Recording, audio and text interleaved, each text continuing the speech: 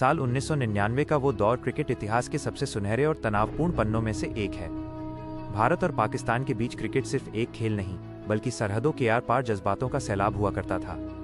मैदान में हर गेंद के साथ करोड़ों दिलों की धड़कनें इस कदर तेज हो जाती थीं कि मानो वक्त ठहर गया हो। दोनों तरफ के खिलाड़ी सिर्फ रनों या विकेटों के लिए नहीं, बल्कि अपनी राष्ट्रीय इज्जत और वर्चस्व के लिए अपना खून पसीना एक कर देते थे। उसी दौर में पाकिस्तान की तरफ से एक ऐसा नाम तूफान की तरह उभरा था, जिसने क्रिकेट की दुनिया में खौफ का दूसरा नाम पैदा कर दिया था, शोएब अख्तर, जिसे दुनिया रावलपिंडी एक्सप्रेस कहती थी। शोएब की रफ्तार जितनी तेज थी, उनके तेवर और उनकी जुबान भी उतनी ही आक्रामक थी। वो मैदान पर आते ही बल्लेबाज की आंखों में आंखें डालकर उसे घूरते, अपने चौड़े सीने को फुलाकर लंबी दौड़ भरते और हर विकेट के बाद परिंदे की तरह बाहें फैलाकर ऐसा जश्न मनाते जैसे उन्होंने कोई बड़ी जंग जीत ली हो। शोएब का मानना था कि उनकी 150 किलोमीटर प्रति घंटे से भी ऊपर की रफ्तार दुनिया के किसी भी बल्लेबाज की तकनीक को ध्वस्त कर सकती है और उसे मानसिक रूप से डरा सकती है। वो खासकर भारतीय बल्लेबाजों को निशाना बनाकर सुर्खियां बटोरते थे। प्रेस कॉन्फ्रेंस हो या टीवी इंटरव्यू, वो हर जगह एक ही रट लगाए रहते थे कि सचिन तेंदुलकर भी मेरी रफ्तार के आगे टिक नहीं पाएंगे।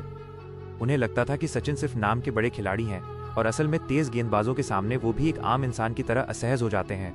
शोएब की यही गलत फहमी उनकी सबसे बड़ी भूल बनने वाली थी, क्योंकि वो एक ऐसे योद्धा को चुनौती दे रहे थे जिसने क्रिकेट की इबारत अपने पसीने से लिखी थी। सचिन तेंदुलकर उस समय तक क्रिकेट के भगवान का दर्जा हासिल कर चुके थे, लेकिन उनकी सबसे बड़ी महानता उनकी खामोशी में छिपी थी। सचिन की ये फितरत थी कि वो मैदान के बाहर कभी शोर नहीं मचाते थे। न कोई जुबानी जंग, न कोई विवादित बयानबाजी और न ही किसी को नीचा दिखाने की कोशिश। वो अपनी हर बात का जवाब सिर्फ और सिर्फ अपने बल्ले से देना जानते थे। शोएब के उकसाने वाले बयान सचिन के कानों तक भी पहुंच रहे थे और टीम के साथी खिलाड़ी भी देख रहे थे कि किस तरह शोएब बार बार उन्हें चुनौती दे रहा है। लेकिन सचिन के चेहरे पर वही पुराना ठहराव और वही मासूम मुस्कान बरकरार थी, जैसे उन्हें कुछ पता ही न हो। मगर उस शांत चेहरे के पीछे एक समंदर हिलोरे ले रहा था। सचिन इंतजार कर रहे थे सही मौके का, क्योंकि वो जानते थे कि जवाब अगर देना है तो वो इतना गहरा और असरदार होना चाहिए कि आने वाली नस्लें भी उसे याद रखें। वो ऐतिहासिक मौका आया 1999 के चेन्नई टेस्ट में। भारत बनाम पाकिस्तान का ये मुकाबला किसी युद्ध के मैदान से कम नहीं लग रहा था। पूरा स्टेडियम नीले और हरे रंग के जुनून में डूबा हुआ था। हर सीट पर तिरंगा लहरा रहा था और हवा में एक अजीब सी बिजली तैर रही थी।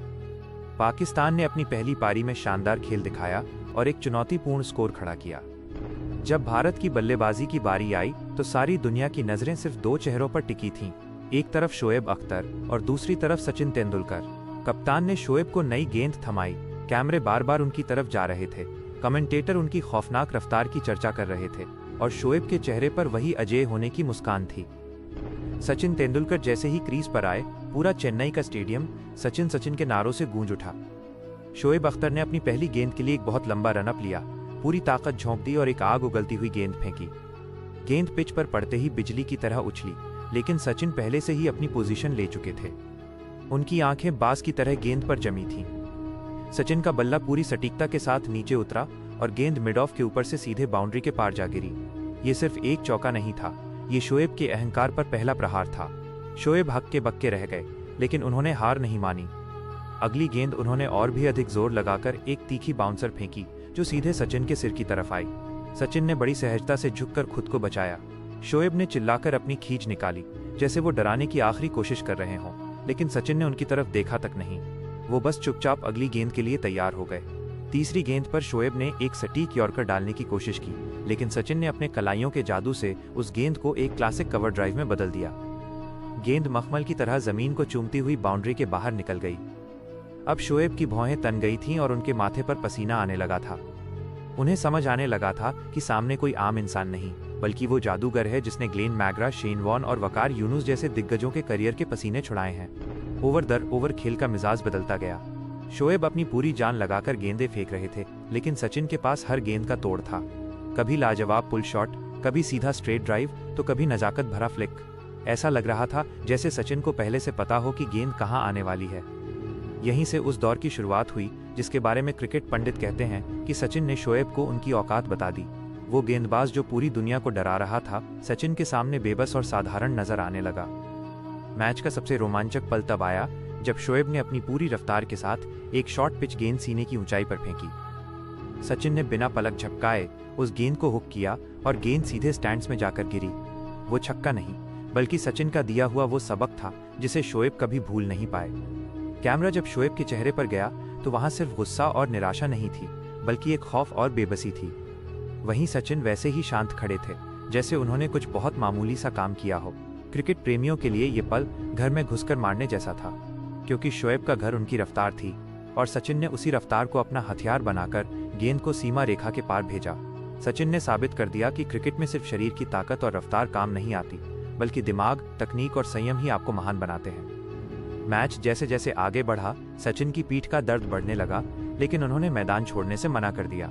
वो अपनी टीम के लिए एक चट्टान की तरह खड़े रहे। शोएब बार बार अटैक पर आए, लेकिन हर बार सचिन का बल्ला उन्हें वही खामोश और करारा जवाब देता रहा। अंत में सचिन 136 रनों की एक महाकाव्य पारी खेलकर आउट हुए, लेकिन जब वो पवेलियन लौट रहे थे तो सिर्फ भारतीय ही नहीं, बल्कि पाकिस्तानी खिलाड़ियों और फैंस ने भी खड़े होकर उनके सम्मान में तालियां बजाईं। इस एक पारी ने शोएब अख्तर के तेवर पूरी तरह बदल दिए। जो शोएब पहले सचिन को चुनौती देते थे, वही बाद में बड़े गर्व से कहते थे कि सचिन दुनिया के सबसे महान बल्लेबाज हैं और उनकी तकनीक का कोई मुकाबला नहीं है। यह कहानी सिर्फ एक मैच या कुछ रनों की नहीं है, बल्कि ये उस विचारधारा की जीत है जो कहती है कि असली ताकत और बड़प्पन शोर मचाने में नहीं, बल्कि अपने कर्मों से खुद को साबित करने में है। सचिन ने कभी शोएब की बातों का जवाब जुबान से नहीं दिया, लेकिन अपने बल्ले से ऐसी इबारत लिख दी जिसे क्रिकेट का इतिहास हमेशा स्वर्ण अक्षरों में याद रखेगा। सचिन तेंदुलकर ने यह साबित कर दिया कि असली बादशाह वही होता है जो मैदान पर बोलता है, और जब उसका बल्ला बोलता है तो पूरी दुनिया खामोश होकर उसे सुनती है। क्या आप इस कहानी के साथ शोएब अख्तर और सचिन तेंदुलकर की कोई विशेष तस्वीर या ग्राफिक तैयार करवाना चाहेंगे?